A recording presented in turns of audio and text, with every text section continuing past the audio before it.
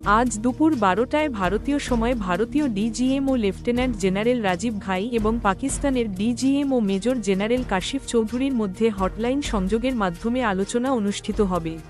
উভয় পক্ষ যুদ্ধবিরতির শর্তাবলী মেনে চলার প্রতিশ্রুতি পুনর্ব্যক্ত করবে। শান্তি বজায় রাখতে উভয় পক্ষ একমত হবে। যুদ্ধবিরতি লঙ্ঘন রোধে যৌথ পদক্ষেপ গ্রহণের বিষয়ে আলোচনা হবে। গত সপ্তাহে পহেলগাম হামলায় ২৬ জন পর্যটকদের মৃত্যুর পর ভারত অপারেশন সিন্ধুর চালিয়ে পাকিস্তানের সন্ত্রাসবাদী অবকাঠামো লক্ষ্য করে হামলা চালায়। এর পরিপ্রেক্ষিতে ১০ই মে সন্ধ্যায় উভয় দেশ যুদ্ধবিরতিতে সম্মত হয়।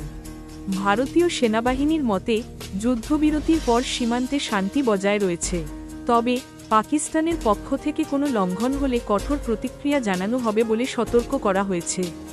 যুক্তরাষ্ট্রের প্রেসিডেন্ট ডোনাল্ড ট্রাম্প যুদ্ধবিরতির ঘোষণা দেন এবং উভয় দেশের শান্তিপূর্ণ সমাধানের প্রশংসা করেন। আজ বিকেল 2:30 ভারতীয় সেনাবাহিনীর ডিজিএম ও লেফটেন্যান্ট জেনারেল রাজীব ঘাই একটি সংবাদ সম্মেলনে যুদ্ধবিরতির অগ্রগতি এবং ভবিষ্যৎ পরিকল্পনা সম্পর্কে বিস্তারিত জানাবেন। আলোচনায় কি উঠে আসে সেদিকে আমাদের নজর থাকবে। আপনারা দেখতে থাকুন দিগন্ত বার্তা।